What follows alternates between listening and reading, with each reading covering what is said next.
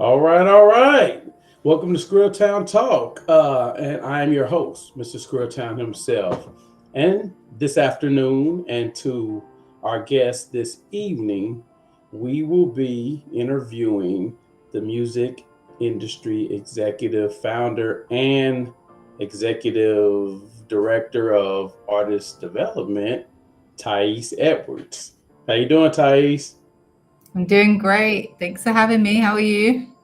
I'm good. I'm good. I'm excited about this interview. She is right now currently in the United Emirate. What is it? United. Say it United for me, Arab 'cause Emirates. Yeah. yeah, the United Arab Emirates, a place that I've always wanted to go but haven't managed to go yet. So how is it over there? What's the temperature like right now? You know what? It's hot, but it's getting better. It's the cooler months are fast approaching. So it's around 40 degrees. Mm, Not too bad. It's the humidity that's our biggest struggle. I think out here it gets super humid. Like sometimes it gets to 100% humidity. That's where it hits us. 100% humidity. Wow. And I hear it's so beautiful out there. Like, is it everybody down there that have traveled out there? They love that they're gonna go back. So yeah, that's cool. This is gonna be a great interview. And like I said in advance, thank you for giving us this opportunity to dig into your journey into music and entertainment. Thank you. I'm Mm. excited. So let's talk a little bit about Thais. She has a background in theater, music, venue operations, and live event management. Originally trained in musical theater in the London West End, she eventually pivoted towards music. Snap and Boom's founder started her festival in London and the British, and it says she has worked with artists in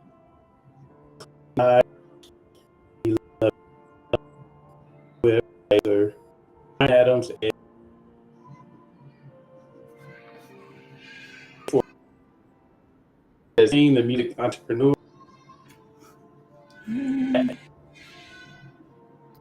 at Emirates. I'm gonna have a problem Oh, I with think. live music.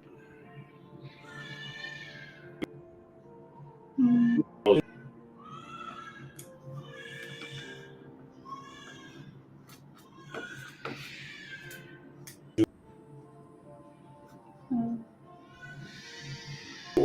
Since founding Snap and Boom, bespoke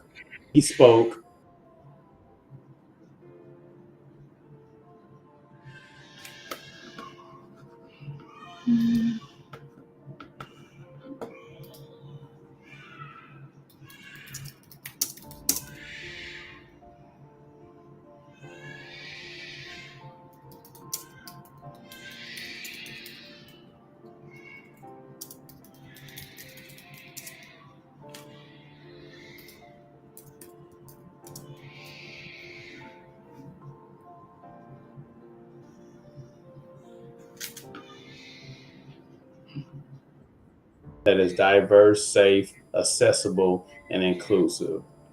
So yeah, wow, you've done a lot. Yeah, and I appreciate the fact that not only have you done it, but you're doing it globally.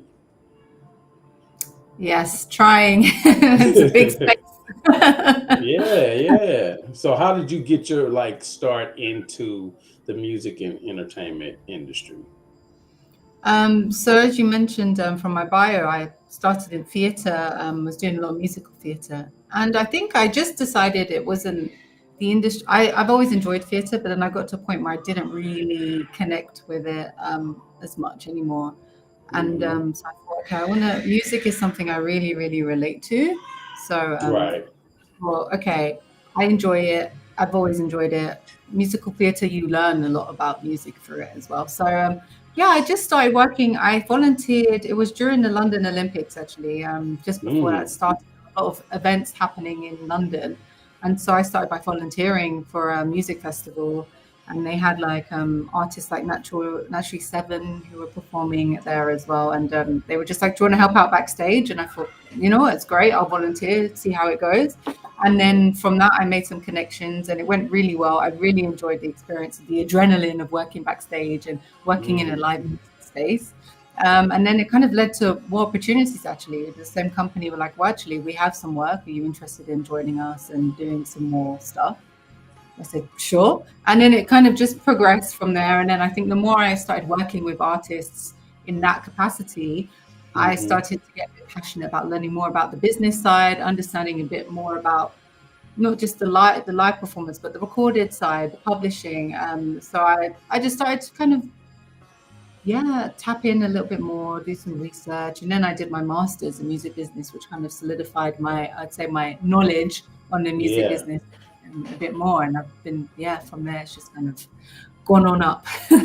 Wow. And so while doing that, how long did it take for you to kind of decide that you wanted to be your own entrepreneur? You wanted to start your own thing? Um, it took me a couple of years to get to a point where I thought, okay, I really want to create something. And so Snap and Boom, actually, I founded it originally in 2014. And the idea was I knew I wanted to do something creative and kind of consult and advise. But I was kind of open to all industries because I'd come from theatre and I was working in music, but I was also inspired by fashion. So I thought, okay, how can I do something that caters to all these different industries? So I started Snap and Boom as like a creative consultancy for the entertainment world. And I started working with a model. And then she went on to become Miss Zimbabwe 2017, which was, Wow. it was a very empowering moment for both of us, I think, because I realized, well, okay, she did all the work, I just supported her. But it was just knowing that I had the capability to be able to support someone to that point where they were able to kind of really achieve a big goal. So I really enjoyed that. But then I took a step back from it because I thought, this is not what I want for Snap and Boom. I think I really want to focus more on music. And I was still working in the live music space at that point, and I knew I really wanted to dive into the business. So I think I took a few years, did some venue management work, still exposed to live music, exposed to working with artists, really learning about business. And then I decided, okay, now I really want to take Snap and Boom from being just the part-time consultancy, because that was kind of what it was at the beginning, and make it something bigger. And now I'm at a point where I'm like, okay, I still want to grow it. I want to start hiring and having a bigger team. And but it's been a journey. It really has. So that's been over the span of 10 years. Wow. Yeah. 2014. Yeah, you're right.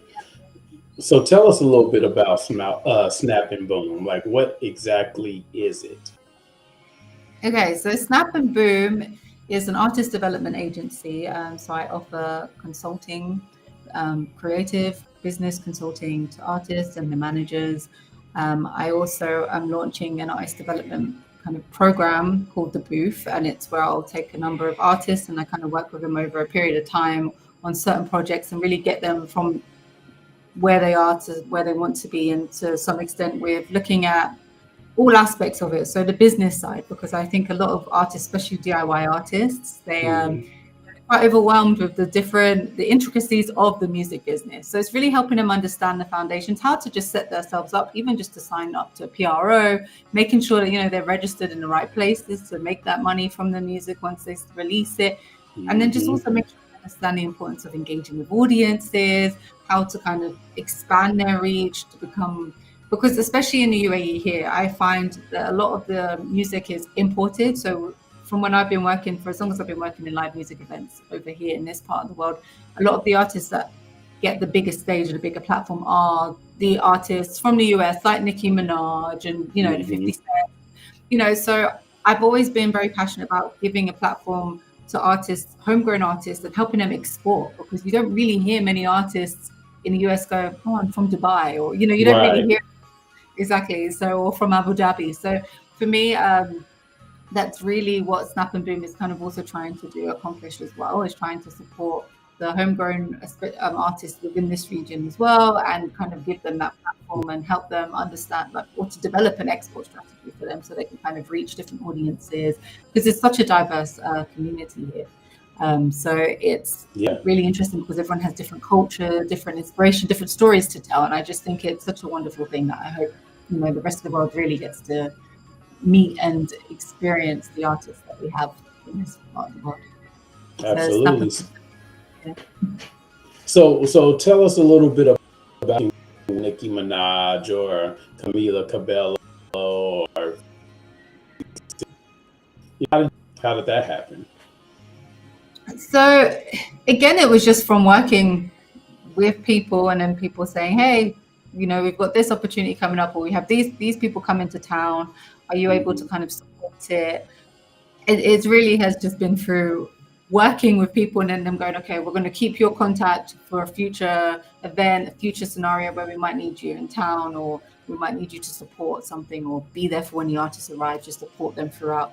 So that's really, in short, how it's all kind of come about. And I've Yeah, been very fortunate. I think that's why, for me, I'm very big on, like, with all the artists that I work with, I'm very big on kind of emphasizing the importance of making sure you're professional, but you're also very hmm, genuine.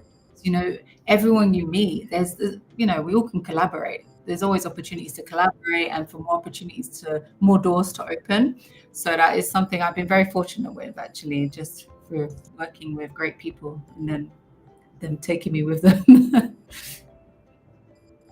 yeah, yeah. You learn, um, main, hmm. stage artists. Well, you know what? I think what I've learned is that it looks a lot of people look at them and go, oh, I wish I had what they had. They have it so good. And I think Hmm. I really got to see the hard work that goes into it, the Mm. hard work that these artists put in, and not even just the artists, but also their teams as well. They have really committed, dedicated teams, but it's a lot of work. And I think it's so easy to kind of not fully acknowledge that when you just see them on stage. And of course, you can say, oh, these people are doing long hours, they're touring, but Right. there's this real dedication and underlying passion that they really have, and the commitment. It's unmatched. And I think I learned that by just working with them and seeing, and it's not just on stage that they're working when they're not on stage as well, or, when they're not in front of a camera, like it's 24/7. These artists really it's their life. Yeah, And I think yeah, to really appreciate the craft and the work that they do. yeah. Absolutely. So I was with the Sheeran 50. What was the most like responsible role that you had in working with them in different capacities? Like which role like gave you the most challenge? I think they all, that's a good question. They all come with some challenges. I think because it's fresh, working like with Ed Sheeran, for example, where it was a backstage management kind of role, but from Mm. before they arrived. So we were working together and collaborating with the team for months before. I think that Mhm. was huge responsibility in many ways, because it was a stadium tour. It was the biggest music concert in the UAE today. It sold out Wow. 2 nights, large capacity. So there was a lot of pressure from the success of what the promoter had achieved. So there was that Yeah. pressure as well. But it was just a big responsibility, I think, just making sure that everything that needed to happen was happening. So I think that would Yeah. be for me. And because it's so fresh as well, I'm sure that all of them felt like huge responsibilities, but this one was more Hmm. recent. So now that you have your business, Snap and Boom, and you've had the success and the experience, like in the area that you're in, like what's the buy-in? Like how do you get these artists and these new clients what you're selling or what you're trying to teach to So meet you? I've been very hands-on and on the ground. So I do a lot of the artists that I do work with now. It's because I met them just going to their gigs and hanging out in the community and just kind of genuinely connecting with the musicians, especially in the UAE, and also some of the clients I have in the UK. It's also Hmm. been through meeting them in person, or they've been referred through a friend who I've also met. But Right. it's always been from being on the ground, and I think that's something I really do enjoy doing. Just being Hmm. able to just go out there and really meet people and see what's happening on the scene, because it helps me connect to them. You know, it helps us kind of Yeah. really relate to one another. If I go to them and I have no clue what's going on in the community, but I'm promising them this, it doesn't, I don't think it sits right with them. But whereas because I'm on the ground with them, I can see things, and I think there's this connection that we're able to form, and that's usually how I'm able to start working with artists. I think it's the relatability and just me being able to take the time to really learn about their surroundings, their work, Hmm. what their pitfalls are, you know, just different things. Right, right. So being that you're from the UK and you go into a different, not, were you familiar with Dubai and the United Arab Emirates when you first like relocated? Yes, I was familiar with it, but I wasn't familiar with the music industry here. Okay, so I yeah, that's okay. Yeah, yeah, that's what I was gonna ask. yeah, I came completely unprepared for anything with regards to the Hmm. music industry. I actually came here on holiday, and then Really? I really liked it, and so then I thought, okay, I'll make this very brave jump and I'll stay. And Hmm. no, it's been really great learning about the music industry whilst being here, because at the time Hmm. when I moved here in 2013, of course it existed, but it was very underground. It still is to some extent. Hmm. Um, and again, the import culture is a lot more significant than the export. So I wasn't really exposed to the homegrown artists, and even working in the live events scene here, I Yeah. still only met a few local artists from time to time when maybe they were fortunate to get an opening spot for a larger artist that had been brought in. Hmm. So it's been nice to kind of see an evolution of that now and see more labels opening up here, Yeah. more distribution companies are investing here. It's just grown, and it's been nice to see that evolution, because when I came, it was very minimal.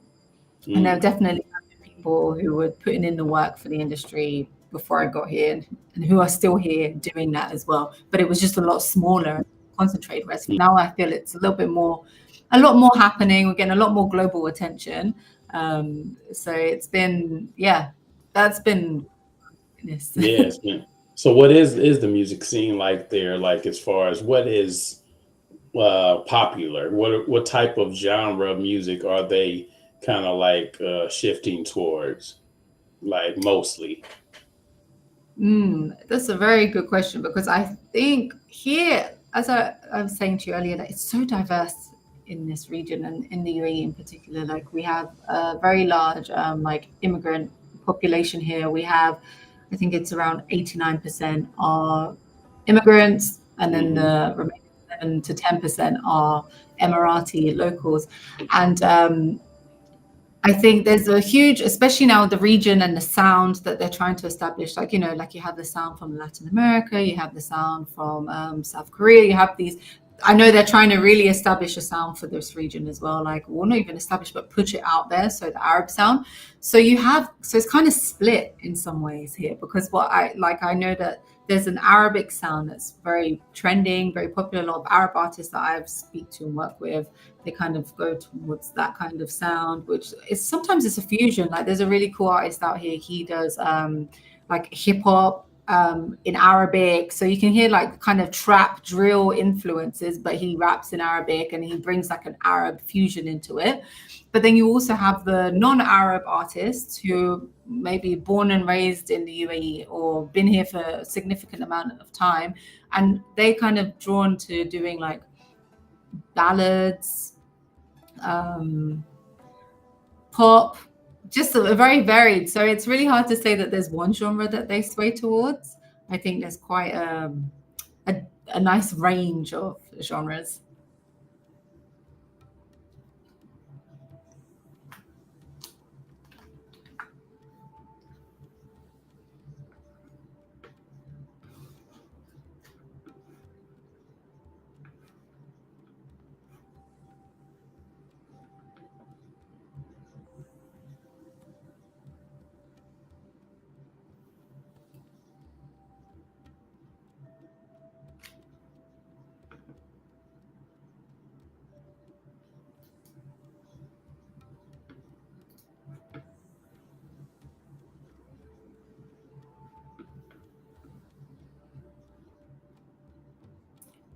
Sorry. I just We got I just keep minutes. smiling. Yeah, 10 more minutes, and this network just crashed in the middle of our interview. Of course, I got most of that, but I didn't get it all. So and this, like we spoke before we were on air. Like I said, it has its challenges. Here are my challenges with this. So so what I would ask is that what do you have in store for Snap and Boom going into the rest of this year and going into next year? Thank you for asking. It's a question I've asked myself many times. No, so I'm working. I do a lot of outreach initiatives, a lot because I feel there's a lot of opportunities that local artists, homegrown artists, particularly in the UAE where I'm based, don't really get to experience it as much. So, last year I did a vocal retreat and I collaborated with an amazing vocal coach and backing vocalist from the US, actually. She works a lot with Kirk Franklin and Music Soul Child. And so she came over the vocal retreat for some of the artists based here. It was open to everyone, but of course it gets quite pricey if you have to fly out to Dubai to sit and do it. I was going to ask that. Yeah. But it's, I'm happy for anyone to come and join if they're really willing to, commit and come over. Yeah. The more the merrier. So I do things like that, a lot more retreats, kind of more just initiatives where I feel they can really learn and take some gems away from it. So I'm planning another retreat of some sort. I'm not going to say too much yet because we're still in a kind of agreement stages of it, but I'm hoping to have another sort of retreat where I have some more international artists come over and kind of share and collaborate with the local artists. I'm launching the ICE development program officially because it's kind of I've been testing it and running it with a few artists, but now I'm going to officially launch it where I'll be taking more artists on board and kind of walking them through processes, getting them collaborating with different people within the industry as well. And just going to keep consulting and supporting the industry where I can. I also launched the B-side, which focuses on kind of female representation in the music space, because I do feel that sometimes it's it can be an issue in many places, and I think it's important to kind of keep, and I know there are many platforms that do this already, but I just thought I would also join that movement and really emphasize that we need more women to be heard, to be seen, to feel supported, to be able to work in safe spaces. So I have that platform too, and I'm hoping to really kind of push that a little bit further as well, and have some more community gatherings, and so that's really it's all happening. Yeah, it sounds like I'm excited for you. Keep me posted on that. One of the last questions I would ask is, like, for an aspiring music exec, like, what type of advice would you give them, especially as a female music exec? What type of advice would you give them starting? That's I probably would write them a whole book, but no, really, I would just say the first thing I'd say is just trust your gut and push through.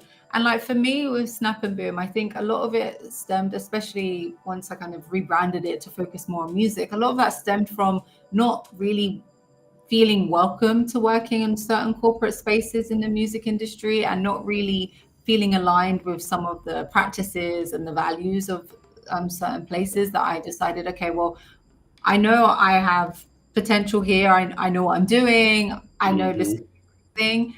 What can I do to really uplift myself to make sure I'm able to do it? And so that's, Snap and Boom really kind of, that drove me to really make Snap and Boom a real thing and to do it full time. And so I would say, if you don't get a seat at the table, build your own table. Yeah, that's nice. That's good advice. Yeah. Build your own table. Don't be afraid to do that, or build an extension if that's what you want. And, and make sure that you do get a seat in the spaces that you deserve to be in. And also just support other women in music. I think that's really important, or in whichever industry you're in. It's just to be a good ally for one another. And I think that's my few bits of advice. I have loads. I should write. You should write a book. Okay. And then lastly would be, where can anyone that tunes into this, where can they find you online? Like if they want to reach out. They can. We have a website, Snap and Boom, www.snapandboom.com. It's being refurbished at the moment, but it is still active, so you can reach through there because it has access to the email addresses. Also on Instagram at snapandboom_. So snap_and_boom, snap and boom. I'm also on LinkedIn and all those platforms, but for Snap and Boom, mainly using Instagram as the main communication channel at the moment. Tapped into TikTok a little bit. Can't say I've mastered it just yet, but yeah, Instagram is a great place to reach out, connect, email, and just to keep updated. Join our mailing list, which you can join via our website, and yeah. Your mailing lists are always good. Like people don't respect them as much as they used to, but it's always good to get on the mailing list. Yes, definitely. It's the only data we can really own, because if Instagram crashes tomorrow, I don't have right those contacts that, so I think mailing list is a good way. Yeah. Well, Tiece, thanks again for this opportunity. I apologize for our technology and the crash, but it happens. I'm looking forward to what Snap and Boom is going to do going into the next year, and especially if you're going to do a retreat. And like I said, I'm still trying to get out to Dubai. So yeah, that might be my opportunity. I might just show up. Who knows? Yes, please do. You are more than welcome. We're looking forward to your arrival. So yes. Absolutely. Thanks again for any viewers that tuned in. This will be rebroadcasted on Facebook, YouTube, LinkedIn, and Twitch. And then also, Tiece, thanks for being a part of the Women in Entertainment podcast series. Well, thank you. And thank you so much for creating this platform where we can share our stories and connect with you. And thank you. It's great. You're welcome. You're welcome. Well, I know it's late out in Dubai. So I'm going to let you get back to your night. Thanks again, viewers, for tuning in. Continue to tune in to the Women in Entertainment podcast series. It'll be going on hopefully all until at least December. So check out the shows, and we got plenty of them on the channel. Go to the Welcome to Squirrel Town Talk channel and check us out. And until then, I'll see you later, Tiece, and I'll see you viewers next time. See you later. Bye. Bye. Happy Friday. Happy Friday.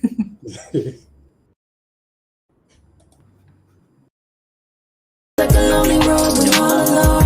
Just stay focused, stay in your zone, gotta keep control. You can't love nobody else if you can't love yourself. To change our future, be willing, first we must change ourselves. I'm on a positive vibe. I got a positive vibe. Give a positive vibe.